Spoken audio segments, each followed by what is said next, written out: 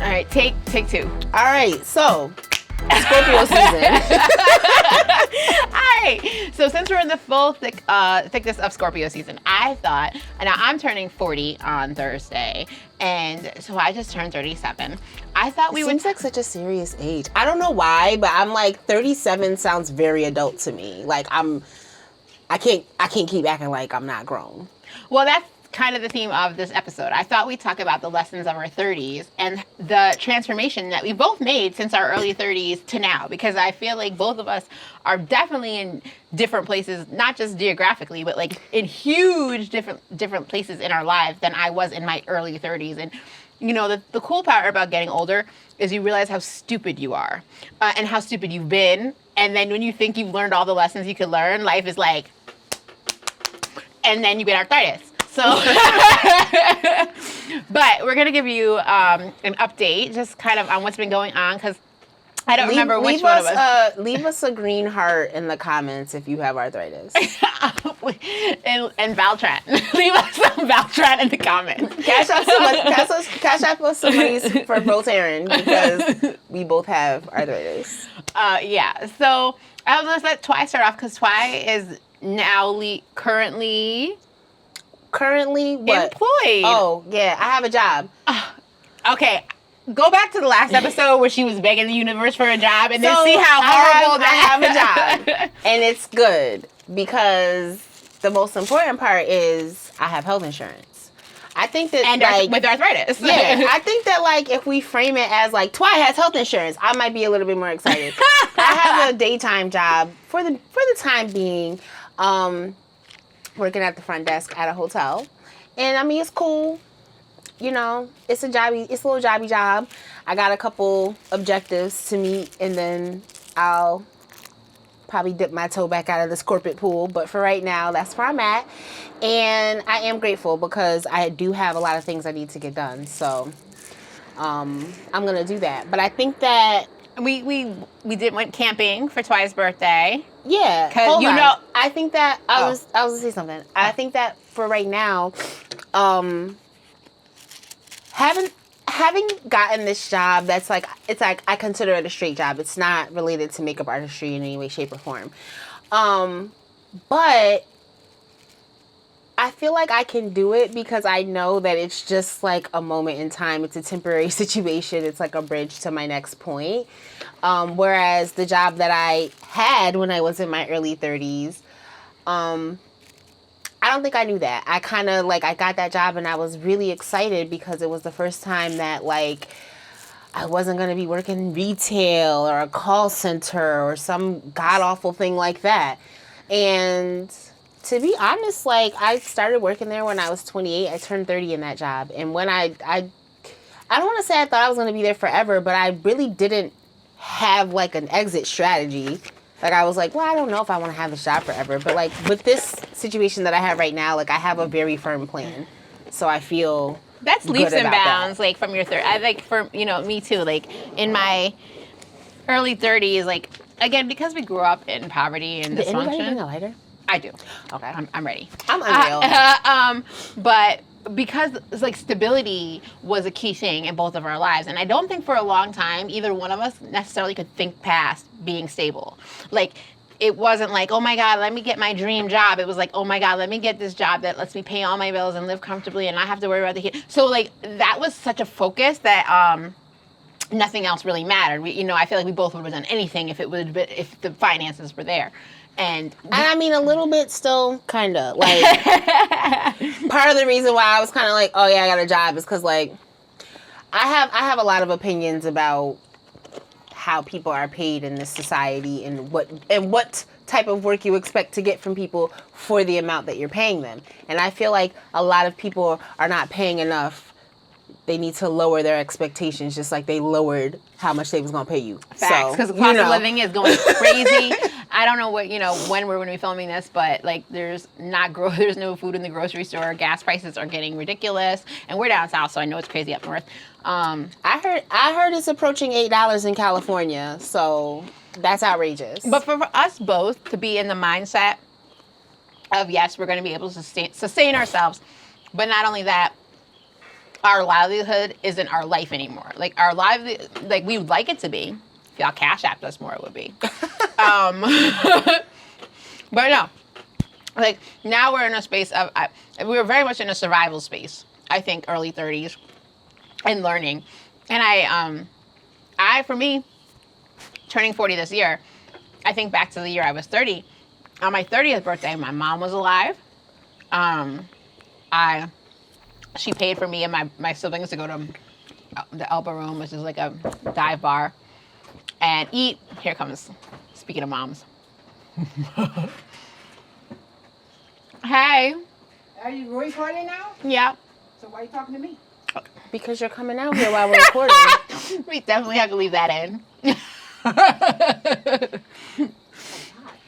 So yeah, so that being the difference in like my 30s to like now, where those things are still important and I still want to make money and do those things, but now much more what's my end game? And my end game is not to be, I think at one point in my life it was like, I want to make this much money so that I don't have to worry. And now it's like, oh no, I still want to make this much money, but I want to be doing things that are gratifying to me and that I get to be the boss, because employers are not paying you well for the work they want to do. And if I'm going to work that hard, I want to work for myself.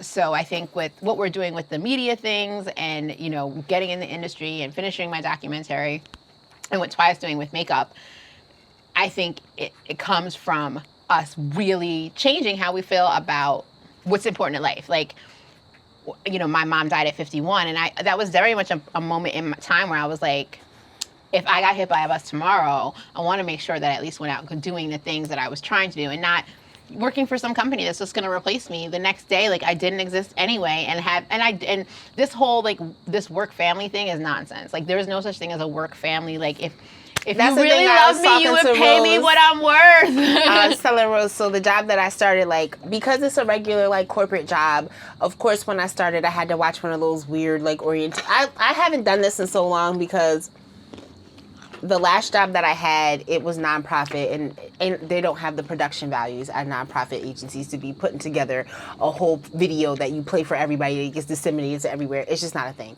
So I haven't had to do it in a long time. And this is why I was talking to you, because you're out here and you're expecting to have attention bestowed upon you. The first thing I thought was, really? If it was this great to work here, you wouldn't need to do all this, because probably the people who I'm going to be working with day in and day out will be like, yo, I ain't never had a job like this before. Like, this is different.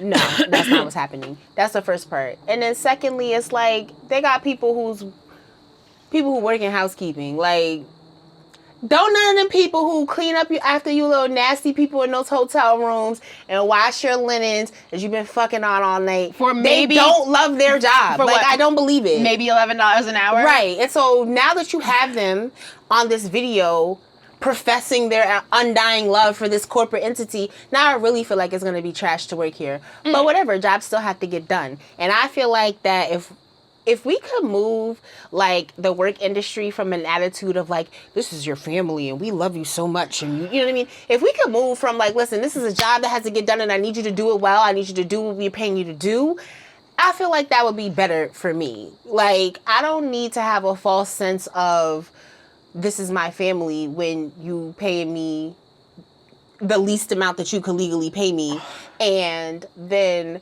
the health insurance has a deductible. So not only we're a family, but you're paying me the least amount of money that you can pay me. And then if something happens to me and I need to use my insurance, I have to take the little bit of money that you're paying me and pay for my own sicknesses before you'll help. But we're a family. So I just, like, I don't need people talking at me out two sides of their neck. That's just how I feel about working. But I think that's like, even that to me really is growth. Like, I was starting to think when I was driving here, don't do that.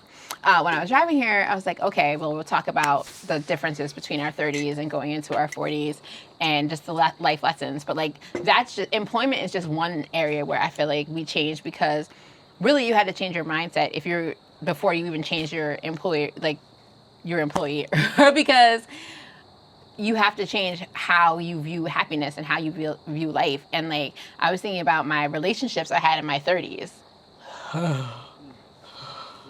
Like, my relationship in my 30s were very toxic. I don't know about you, but all of my relationships have been toxic, so I can't narrow it down to a decade. but I feel like I just feel like, you know, I don't, what do we have to come up with a name for your Darnell?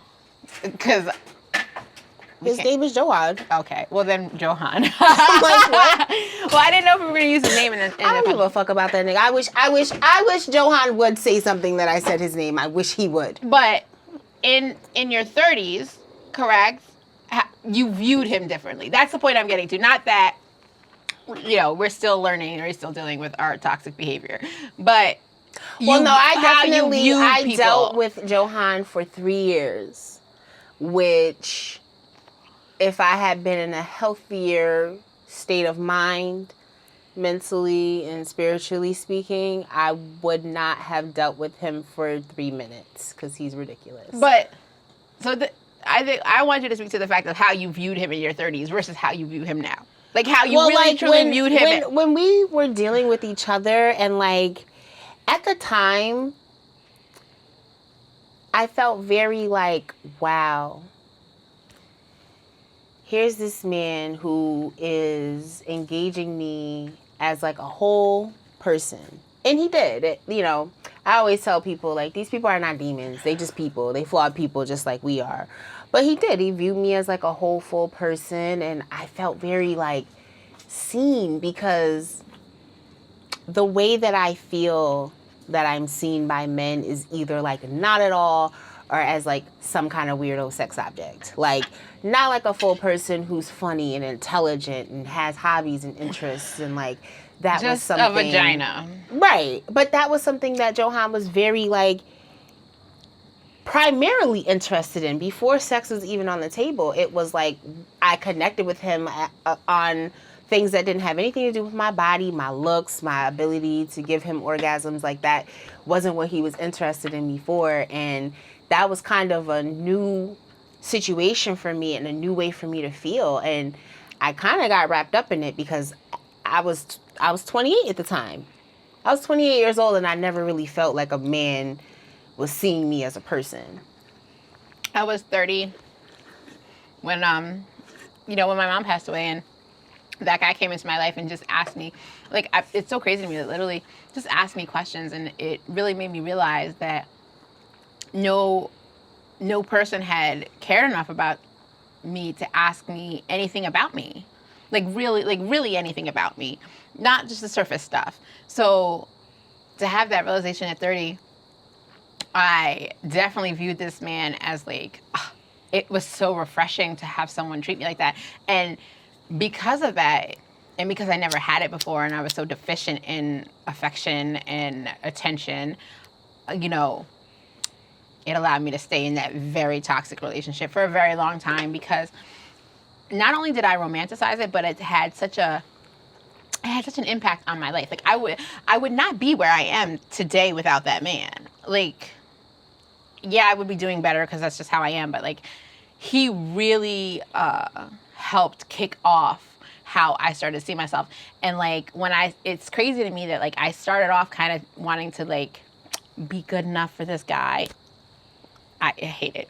But when I did, I became so good that I didn't want to be with someone so toxic. So it was kind of like, if I hadn't been striving for ridiculousness, I wouldn't have learned those lessons. So like, I definitely think that my 30s, I thought I was so smart, and like, so I'm kind of hoping. I don't know, like that particular relationship with Johan, like there was definitely something I always remember is like, you know, we were just hanging out and he just was like, what's your dream? And I kind of like knew what he meant, but I was working at a call center, and you know, at that point in my life, I was like, I got a full-time job, I got my own apartment, I got, you know, my friends and my family. Like, I felt a weird sense of like, I am doing everything I'm supposed to do, but I also was feeling very kind of like numb to it. I was like, I feel like I should feel better about these things than I do. So he asked me what my dream was, and I was like, kind of taken aback by the question, because I'm usually not put into those kind of introspective positions when I'm just hanging out with a man, especially a man who's younger than me. So, but because he asked me that, like, I had to think about it, and that's when I was like, well, my dream, if I could have anything I wanted, I was like, I would want to just be able to support myself with my art, like doing makeup. And I think at that point, until that point, I hadn't really said that out loud to anybody, or maybe not even to myself. And it was really from there that I was like, well, why don't I just do that? And like from that point, I started down my journey of like, I remember like I still was working at the call center, and I still was making a little bit of money that I could have gotten taxes back. And so I was like, when I get my taxes back, I'm going to invest in books, and I'm going to start my kit. And I remember getting that check and doing that with it. And it kind of did start from this person asking me, like, what's my dream? Darnell said to me, he was more my harsh. dream certainly wasn't to work at a fucking call center for the rest of my life. He was a little bit more crass, but I will say with me, direct is usually always better. And like, because I'm not good at reading like vague signals. Like that's never been really my thing. Like I'm kind of like, I read body language, but like as far as like if you're always trying to make this nigga make sense. It's a way to be direct without being mean to people. Yeah, he's okay. So he was crass. He's fucking mean. But he was mean. He was like mean. He was like, I don't understand. Like, if you seem smart, he was like, you're funny. He was like, you're attractive. He was like, I just feel like if you wanted to do better, you could. And I just kind of remember being like, I was doing the best I could at the time. Like, I was just literally all the things that were going on in my life were insanity. Again, I was back when my mom was alive. She was always sick and in the hospital. I had my siblings to worry about. Like, I was working full time. I'm by myself. I just feel like it's kind of like a weird sociopathic thing to behave as though people are islands. None of us are born into a clean situation. Like, Rose was born into a situation, and when that happens to you, it's not like you just... It's like when people talk about people who have gotten sexually assaulted and what they would have did and how they should have acted. And I'm like, it's easy to say what you would have did and how you should have behaved when it wasn't your problem. People handle their problems how they can handle them. Like, we got to live day to day and do what we can. And sometimes when you're in a situation of, like, surviving, it doesn't leave space for you mentally, physically. Like, you just don't have the energy to thrive and to do better. It's not like you don't want to do better, but, like, if you got to take care of not only yourself, but the children that you had because people weren't taking care of you when you should have been taken care of, and you taking care of them niggas, and taking care of your siblings, and taking care of everybody but yourself, can you really do better? Like, can you really do better in that situation? And that's the thing, like, I think that up until that time, like, I hadn't even thought about things to want because I just wanted to stay afloat. Like, I literally just was trying to keep my head above water for as far back as I can remember. But I will say, like, those questions made me look at myself differently. And that's why I'm like, in my, going into my being 40, I'm like, I definitely feel like I've gotten better about pruning. Like, I very much wanted female friendships in my early 30s because I was alone a lot, and I was with this nigga who was just saying mean things to me. So I was like, well, maybe if I get me some girlfriends, like, it won't be so bad. And then that was weird because doing it as an adult and not as like a kid, and like, it's very difficult to make friends as an adult. I think that because of like things like school and activities, you are placed in a lot of positions where you're just kind of having forced proximity with people and you see them a lot. So the bonds naturally build. But once you are into adulthood and you have your obligations and your problems and people you taking care of and fucking demons you trying to hide, like, it becomes so much more difficult to connect with people on any meaningful level that it is very hard. And then sometimes you connect with people and you find that you would rather have not connected with them after all because they shit is even more darker than yours. Like, I remember being so optimistic about making friends and kind of realizing that the way that I thought isolated me more than, when I was in the rural area, it was my race that isolated me. When I was in the city, I had kids and was busy and was just like, that being a mom is isolating. No one talks about that. And then when you I talk about it and people get mad at me for it. Being a mom is very isolating. Your whole existence is connected to other people and their survival and teaching them how to walk and talk and like. It's something that I peeped about motherhood from young, but also because my mother was always like, "Well, when you have a child, like your life is no longer your own." Like literally, that's like a phrase that I heard growing up, and so I just was like, "Well, yeah." And then also you see it, like when you have a baby, don't nobody care about you no more. If anybody cares, it's about the baby. Like, and if you do anything that they don't approve of, you shouldn't have been doing that because you got a baby. Like, it's all about the baby. And if baby could be 30, you're a mother. What about the kids? No, it's like that. So it's like there was a lot of where I literally had no time for myself, and I think that that's something that I've tried to like be better about and make sure that I'm on and make sure that I'm checked in with myself and like stupid ass feelings because they suck. But when I was repressing them, #eating them, I definitely, like, I remember being sad but not being able to cry about, and like, or not really knowing why I wanted to cry. Like, and now like if I'm having a feeling, it's like, all right, why am I upset? What's really the problem? How are you going to deal with it? How long are you going to be upset? Which is like, in my early 30s was not a thing because I was definitely like. No, I think that when I was in my late 20s, early 30s, I was very much like, I'm good. I graduated high school. I graduated college. I moved out my mama's house. I ain't laid up with some nigga. I don't got a bunch of little tackhead babies running around. I don't got nobody baby mama drama.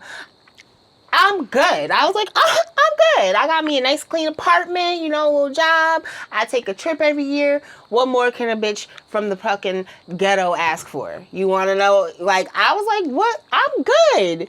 And it was like, just weird shit would be happening in my interpersonal relationships. And I would be like,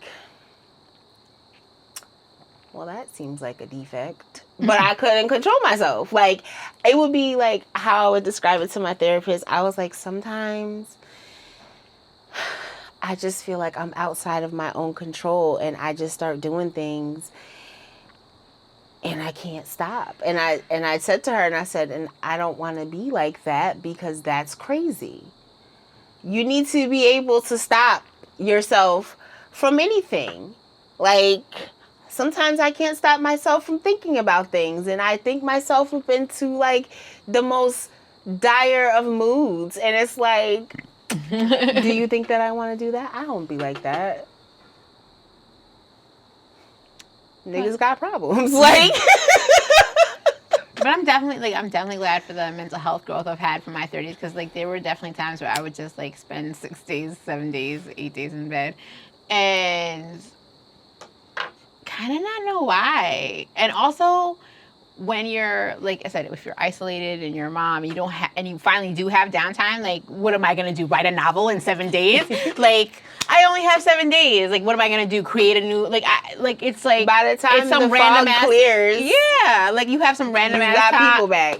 So it's like, I'm going to start an empire. Like, it's just, it was that situation. And I think that, but I'm glad now that I can, like, look back and know that, like, so that I don't do that and I'm not, like.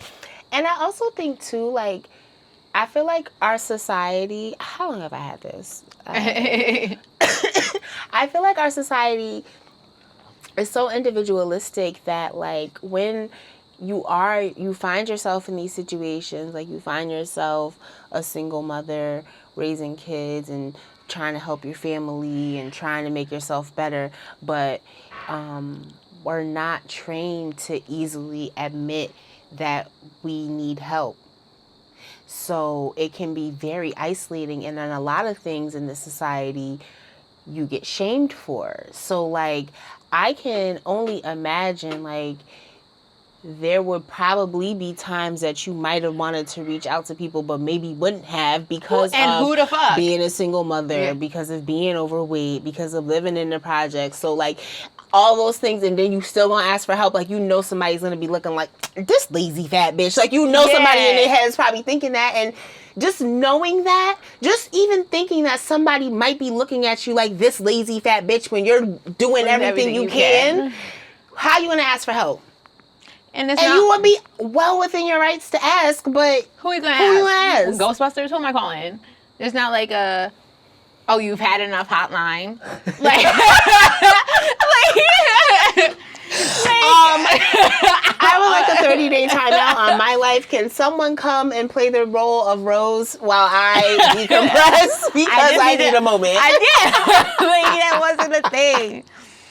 Like, me and Rose always talk about taking to the bed because, like, I think it's a very wealthy, privileged white person thing to take to the bed when you're depressed. Because I'm like, I would always say to her, I'm like, yeah, like, the way that depression and things like that are commonly discussed in the symptoms, they are things that you might want so badly to do, but you don't have the luxury. Like, honestly, there were times where if I could have laid in bed for a month and I would have did that shit. But I knew that I had to get up and go to work because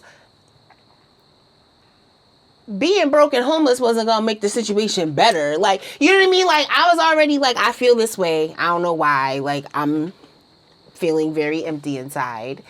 But something in my heart just was like, but if I just abdicate my responsibilities totally, it can't be making it better. Like, I don't know. Maybe there's, you know, deeper, darker levels that I have not yet to descended, and I hope I don't. But, like, it's not been to that point. But I really feel like that's a luxury thing because not only do I have to take care of myself, but I don't have anybody in any of my immediate networks that could spare to assist me if I fall on hard times. So that too is always on your mind. Like, I can't lose my job because I'm not the type of person who can be like, oh, mom, can you pay your rent, my rent too for the next couple months? That's not going to happen. My brothers can't do it. My mother can't do it. My father's not going to do it. Like, I don't have people to really ask for help and lean on like that. So when you know that, you can't take to the bed. You can't take to the bed. I wish I could take to the bed sometimes, but I definitely think, yeah, you touched on what? Some emotional differences from your 30s. I mean, I don't even want to start the physical differences. I mean, I feel like now, like, in my later 30s, because I just turned 37, I'm looking at 40, but yeah, I just turned 37. I feel like I'm definitely invested in knowing, like, why is this feeling upon me? I'm definitely more sensitive and aware of them, which I feel like when I was younger, it was easier for me to, like, live around my feelings. Like, it was just like, whatever. Like, ain't nobody got time for that. I teared up today and I was like, yo, I can't. Remember when you could just hold it in for years? I'm always tearing up. Like, I'm always crying, and it's stupid to me because I never used to cry. That was something I prided myself on. I would look at people who cried and be like, they're being stupid. Like, who you crying for? Especially you crying in front of people. What the fuck is wrong with you? Like, I I still would not like to cry in front of people. Like if I'm having an emotional moment and people are around, it is like physically painful to me because I'm trying so desperately to not be seen having an emotion, like a negative emotion. And that's another thing from society too. Like, society's not very welcoming of negative emotions, and we're not really taught how to be with loved ones through their negative emotions or how to really navigate that. Like, it always gets awkward and nobody knows what to do because everybody wants to act like people are happy all the time, but clearly they are not. Like, it doesn't make any sense. So, I feel like there's a lot of ignorance around how to manage being a loved one to somebody in those negative moments, because everybody's going to have them, and it doesn't have to be as deep as like depression. But even like when people die, like there is an absence of etiquette that you just don't know what to do for people when they're crying. When someone breaks down in tears around you, like, if you don't feel awkward, you let me know about how comfortable you are with that in the comments, because I don't know a single soul who's like, I'm super comfortable with that. Like, let it out. And when people are like that, do we not all look at them like, look at this fucking weirdo over here talking about let it out, buddy? Like, it's just, we're not really socialized to embrace negative emotions. And I think that at this age, I'm trying to be more like welcoming of them, because they come and they do go, but I try not to let them like tear me asunder anymore. Like, I try to just be like, you feel sad, and sometimes your sadness is valid. Some things are painful. Some things make you angry. Some things, make you feel jealous and make you feel envious. But I feel like you do yourself a more harm and disservice by like trying to even deny that those things happen, as opposed to admitting that that's how you feel, and maybe trying to investigate why you feel that way, because you're feeling that way for a reason. Something is begging for attention in that moment. There's a reason why you're having this negative reaction or emotion to whatever thing is happening. So yeah, I definitely think that getting older is better in some ways. I just wish my body wasn't getting older with it, because my body hurts all the time. It's crazy. That's the only thing we really didn't have to talk on too much, because we're always talking about arthritis. Like, we got on the emotional and the physical and the financial, but like the bodies are just, they're slaw. I feel like the body is staging a revolt against me. Like, my foot's asleep right now. Like, I'm like, it does what it wants. It's like you get to a certain age and it's like, nah, bitch, me out. Before we started recording, I was limping around the house, and Rose was like, oh my God, what's wrong? I'm like, I don't know. I went down the stairs to say hello to Ali, and I think I stepped on my body wrong. How does that even sound? I came down on my leg wrong. I don't know what the fuck happened. My knee popped. It started hurting, and then it was like kind of tender. And I was just like, that's just a part of my life now. Like, sometimes things just pop, and then there's like a weird lingering pain. Can't see. Like, when I say, like, I tell Twi all the time, I feel like a prop building. Like I'm just barely staying like kind of a front, like a. And I'm ecstatic about this job, not because it's a job, literally because even though I'm going to have this raggedy ass deductible, what the fuck ever, I'm going to use this health insurance. Oh my God. Oh, I'm gonna make this fucking health insurance policy my bitch. And I'm gonna get this is gonna be like Dave Chappelle says, it's gonna be like Bob Vila's this old house. It's gonna be this old body. You're gonna be renovating, okay? I got a couple teeth things to get done. They gonna do something. They gonna help me with this knee. Cause I'm only 37. Now my mother is 65. She's 28. I mean, should I be whatever? She's 28. Whatever. My mom looks good. She's 28 years older than me, and she's still alive. So I assume I at least got 28 more years. She's pretty healthy. She's still kicking. She's still out and about. And you know, she might live another 30 years. Who the fuck knows? So, like, I can't be having a trick knee for 60 years. I hope I can get a replacement. I want to be bionic woman. I get a knee replacement. I can have Megan's knees 2031. my mom and all her sisters passed in their 50s. Like, I think 51. They were all 50. So, like, I'm about to try and get us this family into some women survivors. But I also want to be able to, like, I want to do fun stuff when I travel. Like, I want to be able to walk and, you know, go on rides and not have my feet hurt all the time. My feet were on fire. Because, like, for me, now, this knee, like, if I be on it too much, it starts to get swollen. It starts to get fluid on it. And it's like, you know, that's corny. So. And the weather makes it act up. Oh, my God. That's the worst part. Anyway, see, now we're old ladies. But. So what are you looking forward to in your 40s? Like, what do you think will be the biggest difference? I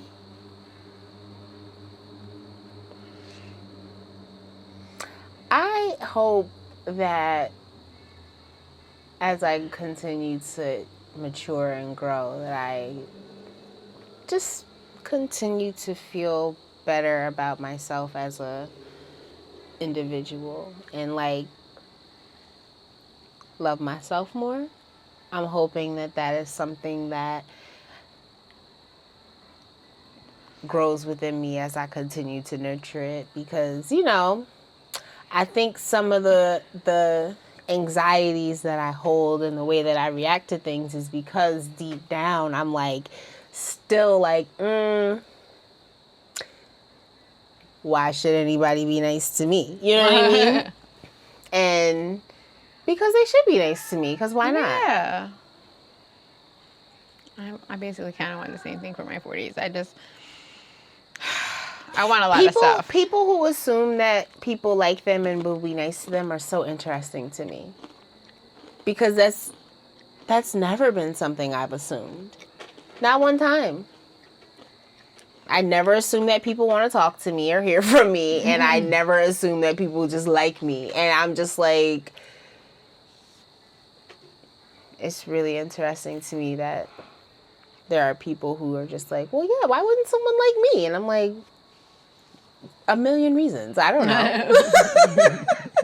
Not like that person's a dickhead or anything, but just because people are mean. Like, and that I think that's the difference in when you have an experience and your life has taught you that people are mean. It is hard to trust people and to be open and to think that people will be nice to you and like you, because in your experiences, people have not been nice to you and they have not treated you like they like you. So I think, and that's the cool part about being older, is like now, it's not, like, I don't see it so much as trusting other people. It's like I trust myself more to know that if someone's not treating me right, I'm going to be like, I'm out.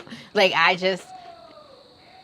really believe in, like, you have to, like, really go through your feelings and trust your gut and just be like, okay, is this what I really think that I'm not going to put myself in spaces like I used to put myself in horrible places with people who treated me horribly and, like, obviously horribly.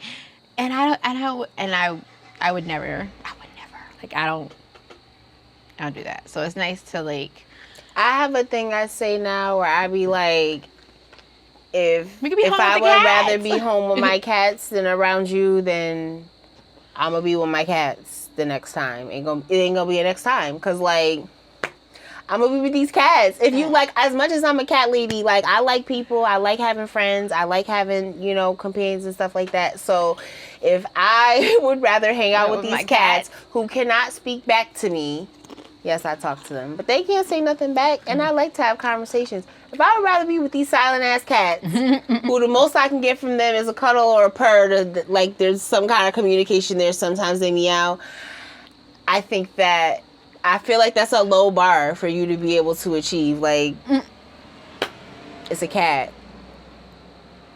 I love them, but I'd like to be with people too. But yeah, we're up to the usual. We're still doing our thing. We're working. Still We're making both- it happen. More important than me getting a job, I met a photographer. So I have gotten to get back into doing my more editorial, creative work, which has, I think, been very good for my mental well-being and my just feeling connected to other creatives. Like, it was a while, and I just was like, I was aware that was missing, but it was something I was unsure how to, like, fill in my life. And now, like, I've done a couple creative shoots with this photographer. I have another shoot coming up this week with a different photographer that I met at the photo studio. So it's been cool. Like, that for me, like, yeah, money, whatever, but I think that has been something that's making me feel more grounded here. Because I was just like, I don't know, nobody knows me. I don't have a creative network of people down here. And now that I'm getting in, I'm like, okay, I can start meeting people and maybe getting my foot in the right door. So that's been good. I've been working for the makeup service. That's been nice. Getting regular gigs there. So I have, like I said, I have a firm plan for the next 6 months, and that has calmed me so much. Like, I get uptight when I don't know what's going on. Like, that's just a theme in my life. Yo, like, she's a cat. Like, she's just like... if I don't know what's going on, and that could be my personal life, my romantic life, with my friends even, like, if I don't know, like, if something is happening and I don't know what's going on, like, I'm going to be like, who's that, what's that, like, and I just will be, uptight about it. But I have a firm plan for the next couple months, and I know what I'm looking to do, so I feel good about that. I've accepted the restaurant life. I don't mind hostessing, and I'm good at, like, directing. It's like directing traffic, pretty much. So I'm good at that, and I'm efficient, and that's fine. But it's allowed me to do the background gigs, and so far, knock on wood, ever since being vaccinated, whatever, I've been able to actually get gigs every single day that I'm off of work, which is nice because it, like, keeps me on sets and keeps me in the know. I did get somebody's number about, like, maybe their next production, so, like, I'm still working that angle and still trying to get I will 100%. I was like, Rose, if you can get me a job with your next engagement, I will leave. Just because, like, I'm very appreciative because I called in a ringer for this one because I was like, look, this is getting ridiculous. Like, I need a job. Like, at this point, something's got to happen. Like, everybody has to have, like, that little ace up their sleeve that they're like, listen, I got something I could hold on to. And so I called in that resource, and I appreciate that person so dearly, and I would never try to, like, burn that bridge or nothing. However, I'm gonna have to go with who's paying me better because I'm a grown-ass woman. Facts. And also, I need to be on sets as well because I need to be able to talk to these people and meet these people, and then they can know that, like, I'm an artist. Like, you can literally, once you're in there, you kind of have free reign of the place. You can move around. You just got to get in there.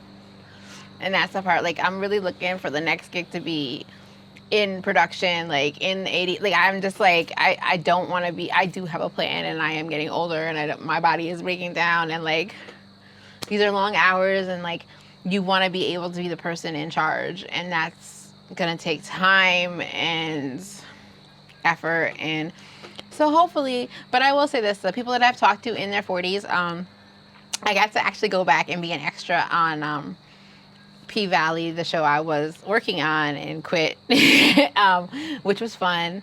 But when I talked to one of the main characters on there, he had told me, because I was like, oh, I'm turning 40, and he was like, because he's in his 40s, and he was like, that really is the best time of your life, and, like, take advantage of the fact, like, all the lessons that you learn, you really get to apply. Because, like, even if you learn your lessons in your 20s and say you have it shit together in your 30s or whatever, he was like, your 40s, you get to really prove it to yourself that you learn those lessons because you're either going to be in a better place or not. And I just, like, I've always said my 40s were going to be lit, but mostly because I knew my kids was going to be grown by then.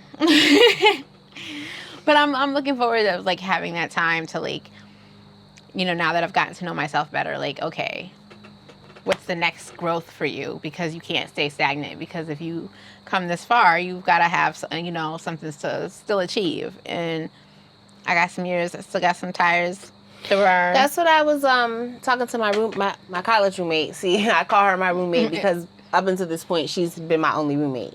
My college roommate, on the phone just before we started recording, and I was telling her, I was like, well, I'm feeling optimistic. I was like, I was telling her about working with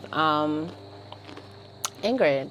And I was like, I'm working on creative shoots with the person who does hair for the background characters on P-Valley. And I'm like, that's literally just 1 degree of separation from set. So, like, I'm like, if I keep meeting people, like, even within her sphere of influence, like, that is good. And because she likes working with me, so I told her, I was like, I feel like this is not all for nothing. I was like, it can't be for nothing that I have been investing so much of my time and my energy and my heart and my soul and my love into this craft. And it can't be for nothing that I got to do a film, and it can't be for nothing that I'm getting published. Like, these things can't all be for nothing. So I was like, it's that makes me, even when I'm feeling low, be like, I have to at least keep going. That was what made me decide to move, because I was like, I knew what I wanted to do, and I accepted that I wasn't going to be able to do it in Albany, New York. They wasn't going to get it, and they weren't going to have the opportunities. Here, there's more opportunity for me. It's funny because on our memories, like, I don't know if you had it, but I had that we did the photo shoot in New York this week. And that was my first real, like, okay, I can do production. Like, I can do this. Like, I can do this, and I can do this on a bigger level, and I'm never going to be able to do this on a bigger level in Albany. And literally from going through that and then being on sets with, famous-ass people and getting to talk to them. And she was not going to go. And I was like, you might as well just go. Because I was like, well, I'm already going, and I had gotten an Airbnb. I was like, so I'm renting a car.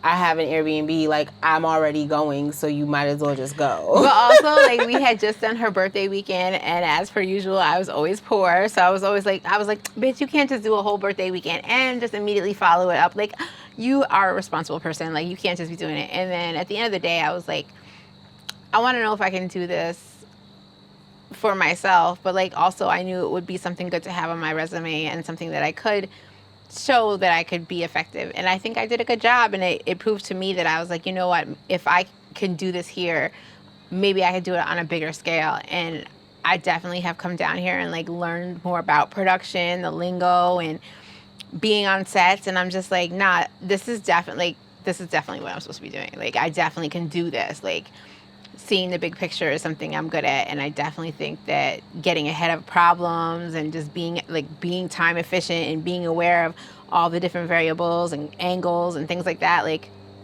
no, I like this. Like, this is definitely something that I could grow in, and hopefully the background gigs, like, maybe it will lead to a bigger role someday and I can get to meet a director. But in the meantime, I'm still gonna, like, work on my documentary and whittle away. So who knows? Plus, too, if I get on a show, I just need one job. I just need one. I just know that, because everybody I've ever worked with always wants to work with me again. Yeah. Makeup wise, every time. Yeah, I feel like we're both, like, good I don't workers. I don't really have bad reviews. No. And I'm not saying that to even be a dickhead. I'm just saying that's why I know I just need one job, because I'm like, if you work with me one time, you're going to want to work with me again. Yeah. And if you work with me 2 times, you're going to tell a friend. So. Yeah. So I definitely think getting older and getting wiser has mellowed us out a little bit and gotten us in our stride. So hopefully, if our body doesn't completely fall the fuck apart, we can rock this out. But health insurance is the name of the game for the next 6 months. Now, watch me work. So yeah, so I think that this is where we're gonna end, because we've been running our mouth, and I'm tired. And my mother is cooking for me, so. Yes, and I'm getting some of that. I mean, it's just she a made given. banana pudding. I'm not gonna probably eat it until tomorrow, but she made it, so. I know. That's just so funny. She's just like, oh, y'all both noticed that. I'm like, yeah, there's banana. We see vanilla wafers. Like, we know what's going down. She came in the house with vanilla wafers, and she didn't even like try to hide them or like bring them in her room or something like that. Like she put them on top of the refrigerator.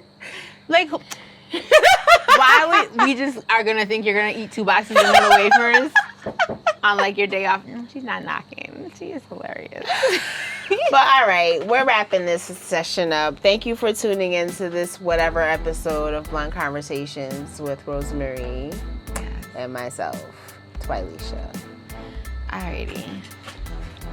I'm sure we're gonna have to keep this footage or whatever's about that. I'm sure. We're done. I can talk now? Yeah. I'm free to have a conversation with myself? Oh my God.